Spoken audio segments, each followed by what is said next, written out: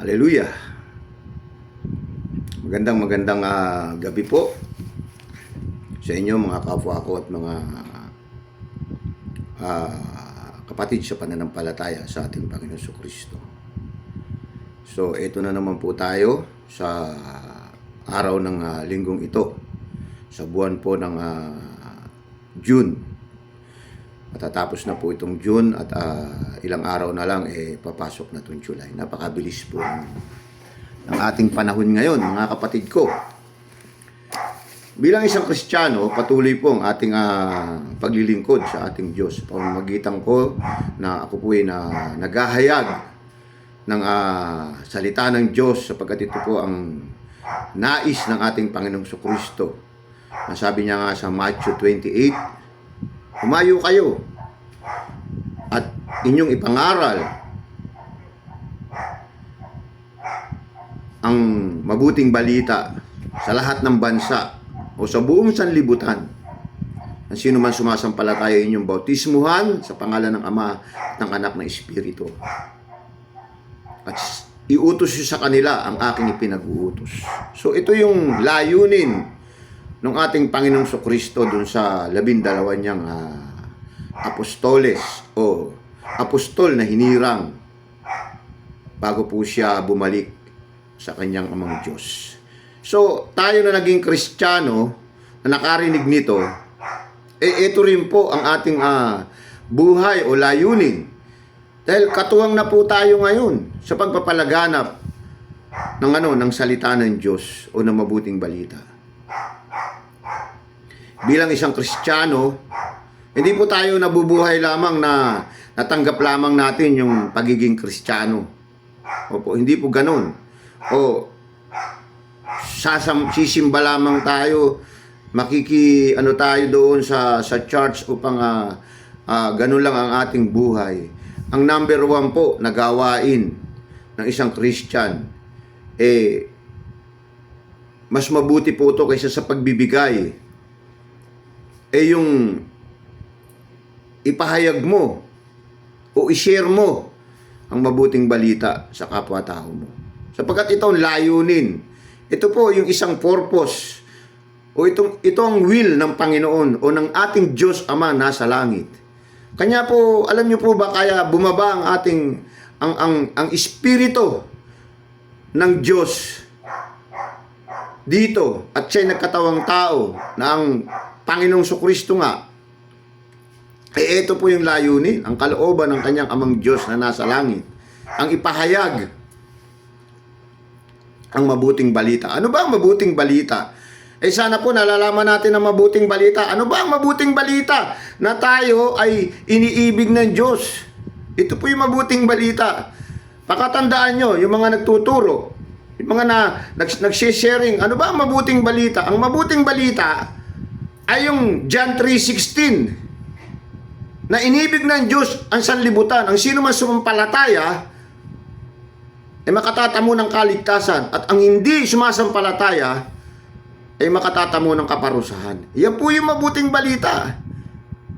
Opo, sa katotohanan, yan ang mabuting balita. Yan ang sentro ng mabuting balita. Dahil ang tao sa mundo ay nagkaroon ng kaligtasan nang dahil sa ating Panginoong Jesucristo nang bumaba siya rito. Ang mission niya rito sa lupa ay upang ipahayag ang kalooban ng amang Diyos na kaligtasan.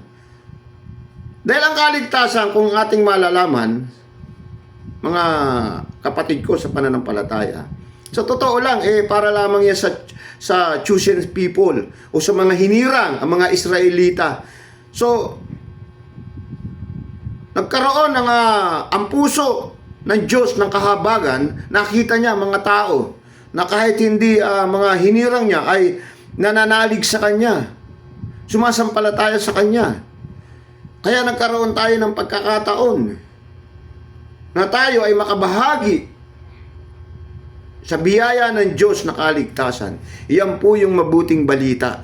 Opo, pakatatandaan nyo, yan po ang mabuting balita. Kaya kung magtatanong sa inyo, ano ba ang mabuting balita? Ang mabuting balita ay binibigyan tayo ng pagkakataon ng Diyos na tayo ay maligtas dahil tayo iniibig niya. Hallelujah. Pero hindi po diyan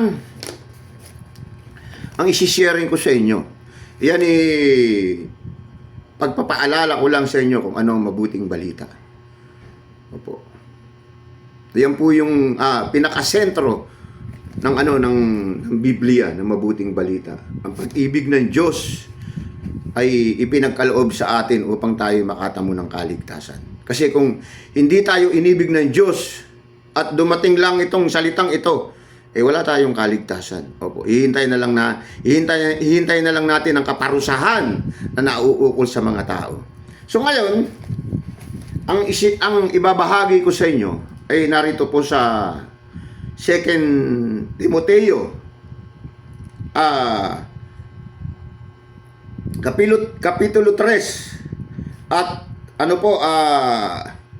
talatang 1 hanggang hanggang 9. So, babasahin ko po ito.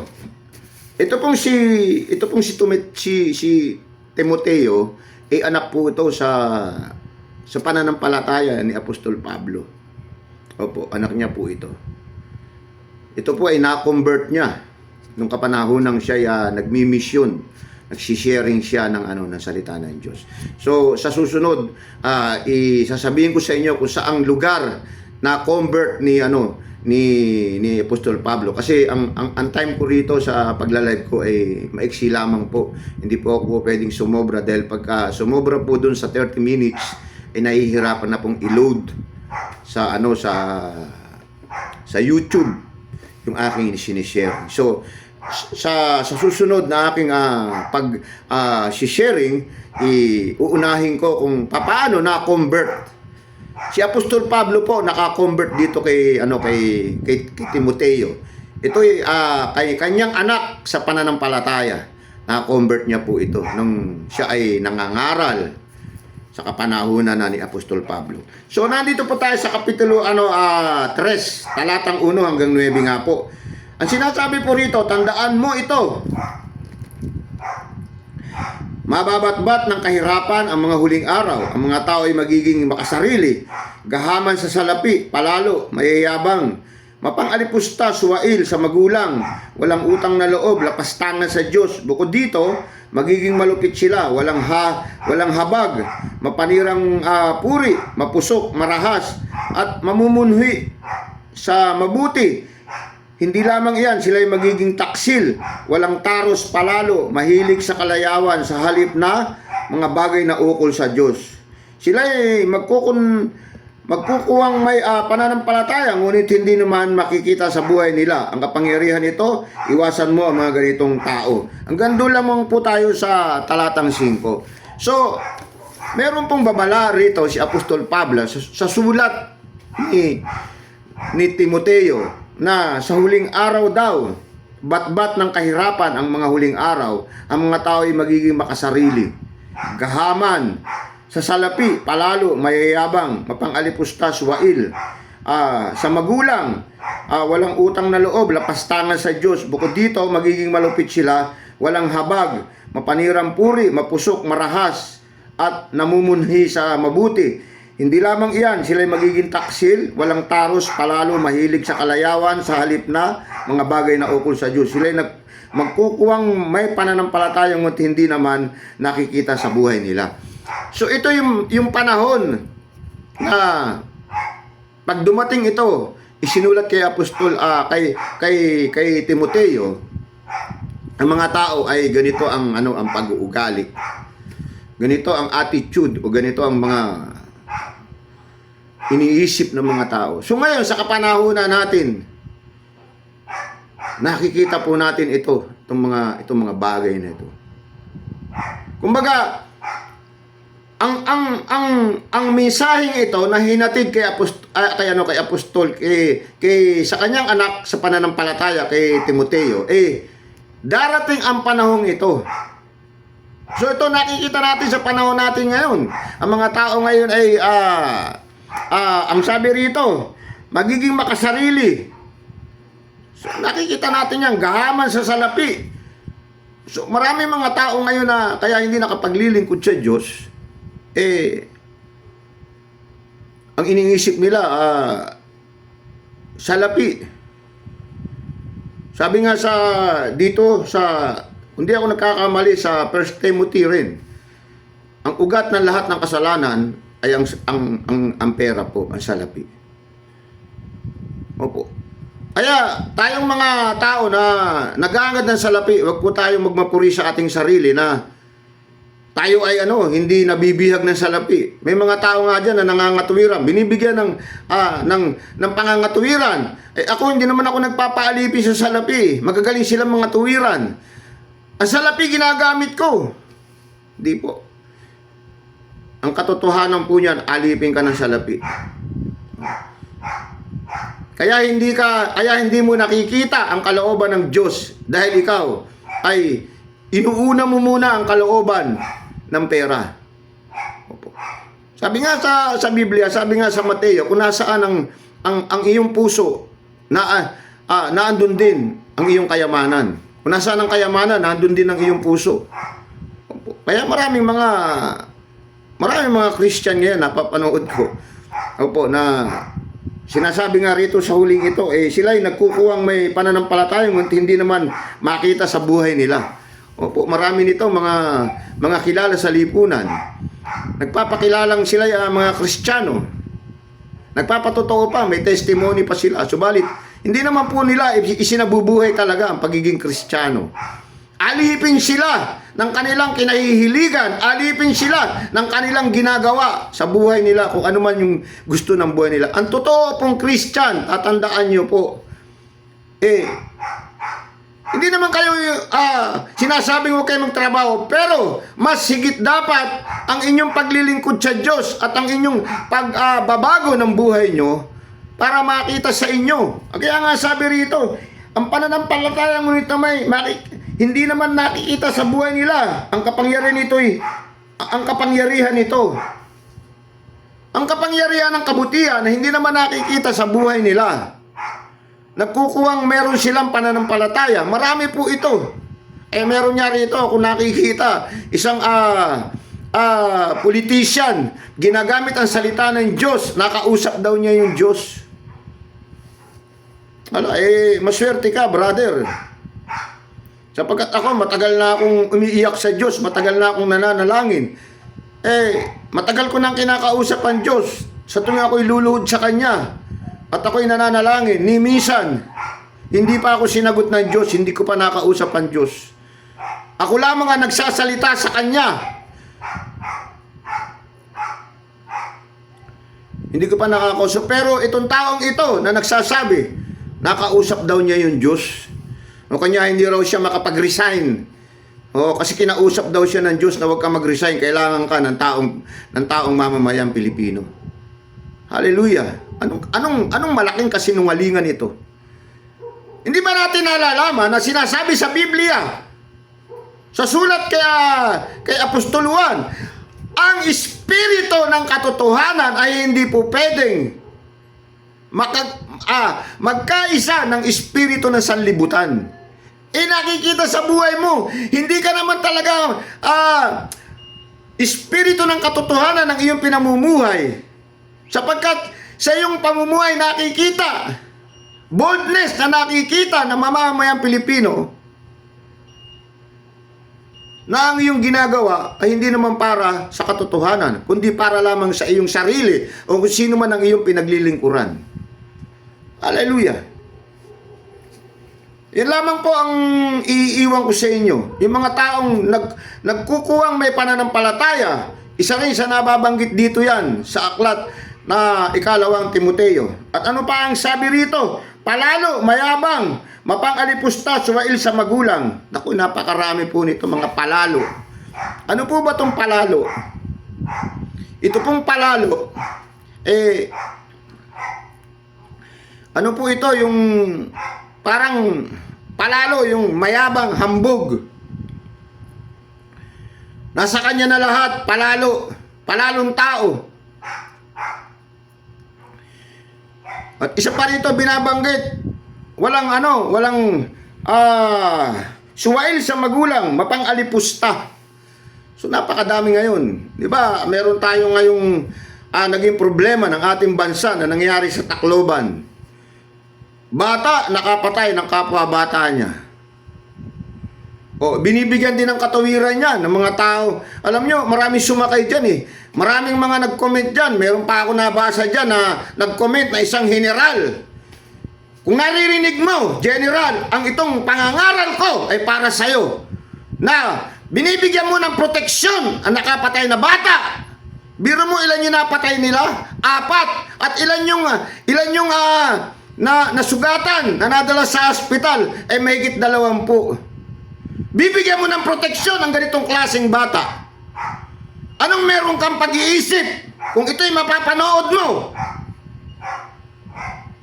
Para sa akin, kinakailangan managot ang dapat managot. Kung ano ang ginawa niya, yun dapat ang ibayad niya. Sapagkat sinasabi sa Biblia, maging ang Diyos, kung ikaw ay umutang ng buhay, buhay din ang kabayaran mo. Hallelujah. Mababasa niyo po yan sa Lumang Tipan. Kanya nga kung bakit dito ipinagbabawal ng Diyos ang pangangalo niya, ang pagpatay, ang pagnanakaw. Pagkatapos tayong mga tao, sasaluhin natin ang mga ganito. Hallelujah. Ako'y nagagalit sa mga taong ito na nagkakukunwaring mga matitino. Na hindi nyo muna pinag-iisipan kung mangyari sa inyo yan. Sige nga, baka kayo nakapagsasalita lang ng ganyan sapagkat hindi nangyayari sa inyo yan. Hallelujah. Ganyan kasi ang tao. Ang ugali ng tao, pag hindi nangyayari sa kanya, wala siyang pakialam. Subalit, sa inyo mangyari yan. Lalong-lalo ka na, ikaw na general ka. Na nag-viral ka. Na ang mga batang ito raw ay walang pananagutan. Kung anak mo kaya ang napatay, ano kaya ang gawin mo? Puta, baka mamaya magpadala ka ng isang batalyon na sundalo mo o isang batalyon na pulis para tugisin yung pumatay sa anak mo. Kaya wag tayong magsasabi ng mga bagay na para lamang tayo ay sumikat. Hallelujah. Nagagalit po ako sa mga ganitong hindi tama mga pananaw. Ito po ay nagkasala sa lipunan. So dapat po managot sila. Sapagkat ang sinasabi nga, ang batas ay batas. Walang makatataas sa batas. At walang po pwedeng mga tuwiran sa batas. Kung ikaw talaga ang gumawa nito, dapat kang hatulan kung ano ang iyong ginawa. Hallelujah. Mapanirang puri, mapusok, marahas, at namumunhi sa mabuti. Hindi lamang iyan, maging taksil, walang taros, palalo mahilig sa kalayawan, sa halip sa bagay na ukol sa Diyos. Talagang mararahas. Ito nga, itong inaano ko talagang puro karahasan. Meron pa ako isang nakita, isang sumakay na jeep na bata rin. Pinagtatadyakan yung matanda na gusto niyang kunin yung mga bagay doon na gusto niyang kunin, ayaw ibigay. Pinagtatadyakan. Pero salamat naman sa ating mga otoridad. Dito lang po yun sa Muntinlupa, nahuli, nakakulong na po ngayon. Sa panahon natin ngayon, ito po yung sinasabi ni Apostol Pablo, mga tao ngayon ay ganito ang pag-uugali. Marahas, maibigin sa salapi, mayayabang. Opo, mayayabang mga tao ngayon. O meron na naman ngayon na nag-viral, isang retired general, may hawak-hawak pang baril. Nagpapaalis lamang na nagparking doon sa harapan niya. Hindi pa nga harapan niya, doon sa kabilang kalsada. Biro mo ba naman pinuntahan yung driver at tinutukan ng baril? General. Alam kong ikaw ay general, napakatapang mo. Alam mo, bibilib sana ako siya kung talaga matapang ka. Binaril mo yung tao Pinakita mo talaga matapang ka. Pero nananakot ka lang. Sa pananakot mo ngayon, ikaw ay iimbestigahan kung may lisensya yung baril mo. Yan ang mahilig kasi sa inyo, mga otoridad na nagretiro na. Ako, totoo lang, meron po akong baril dati kasi naging konsyal po ako ng Maynila, ng baryo. Pero, nung ito po ay tapos na yung aking panunungkulan, ito po ay akin ang isinurrender. Opo. Hindi ko na po kailangan yan eh. Kasi ako po ay na-assign sa peace and order. Sa peace and order po ako naka-assign. Nakita naman nyo sa Maynila, sa Tondo pa, uso ang riot. Maya't maya tawag sa'yo, kagawad, may ano doon, may gulo ron. Ako'y nabubuhay na ngayon ng tahimik dito po sa Muntinlupa. O ikaw, General, ngayon, iniimbestigahan ka ngayon ng kapulisan sa pagpapakita mo ng baril at panunutok mo sa kapwa-tao mo. Ganyan po ang ugali ng mga tao ngayon, mayayabang. Ayan yung sinasabi ni Apostol Pablo sa kanyang anak na si Timoteo. Tandaan mo, sa darating na panahon, ang mga huling araw ay napakadelikado. Mapusok, marahas, at namumuni sa mabuti. Pag gumawa ka ng mabuti ngayon, nagagalit pa sa'yo eh. Opo. Bakit? Ano yung may ganong damdamin? Ito po ay merong inggit. Opo. Gusto sila ang hindi naman sila gumagawa ng kabutihan. Inaantay lamang nila na gumawa ng kasamaan. Mapusok sila. Sila ay magiging taksil. Mahilig sa kalayawan. Ito rin po ang nangyayari ngayon sa kapanahonan natin. Ang mga tao ngayon, pagdating ito ngayon, katulad ng linggong ito, salamat sa Diyos. Ako'y nagpapasalamat sa Kanya sapagkat ako'y tinanggal na sa ganito. Nung araw, nung ako'y mahilig uminom, pagka ganitong Sabado at Linggo, naka-ready na yung ganyan, yung kalayawan, inuman, pag saan may birthday, o naimbitahan ka, pare, shot tayo sa bahay. Salamat sa Diyos, ako'y nagpapasalamat sapagkat for how many years ngayon na ako'y kanyang binago. Opo. At narito ako ngayon sa paglilingkod para sa kanya. Yan ngayon na nangyayari. Opo. Kabi-kabila dyan, inuman.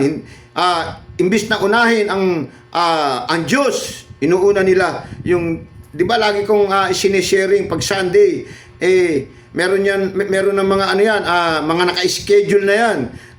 Siya mag-aanak ng binyag. O sa nandiyan na yan yung inuman. Meron may birthday ron, nandiyan ang inuman. Yan po yung mga kalayawan ng sanlibutan na hindi po natin maiwasan upang makita natin ang pag-ibig ng Diyos na ipinagkakaloob sa atin. Ayaw po ng Diyos na mapahamak tayo. Opo, ayaw ng Diyos. Kaya hanggat ngayon, patuloy ang pagpapahayag ng salita ng Diyos.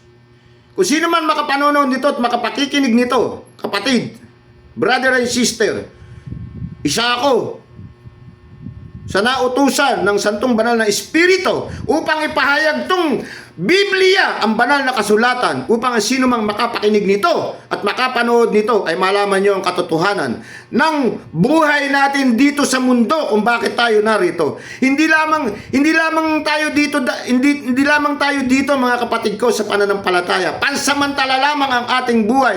Sabi nga sa dito sa Bagong Tipan, tayo tulad ng isang mananakbo na tayo tumatakbo. May hangganan ng ating pagtakbo. Ano ba ang hangganan ng pagtakbo? Hindi ang finish line. Pag dumating tayo doon sa finish line, doon ipagkakaloob ang Diyos ang tunay na kung saan tayo kalalagyan. Kasi maging ang Diyos para sa akin, sa aking pagkaunawa, ayaw rin ng Diyos na tayo mapahamak.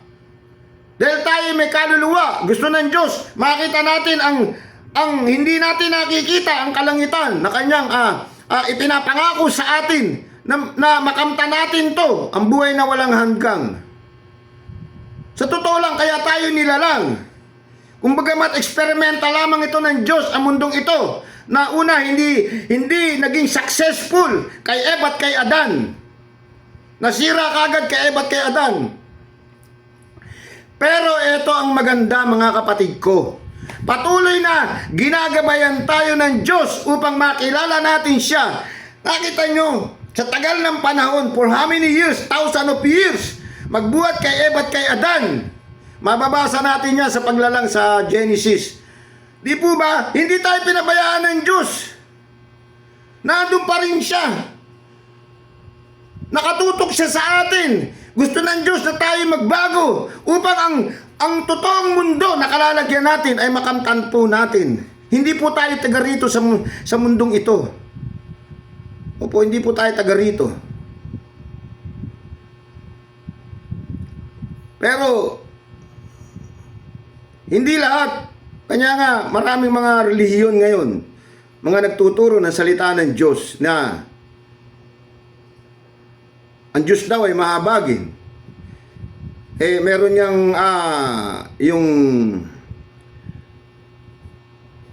kapag ikaw ay nanampalataya, ikaw ay ligtas ka na kahit anong gawin mo. Hindi po.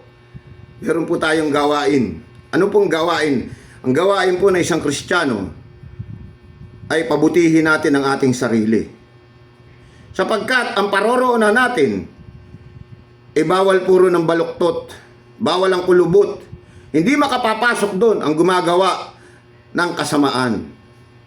Paano yung mga osas na yan? Yung osas ba yan kung tawagin?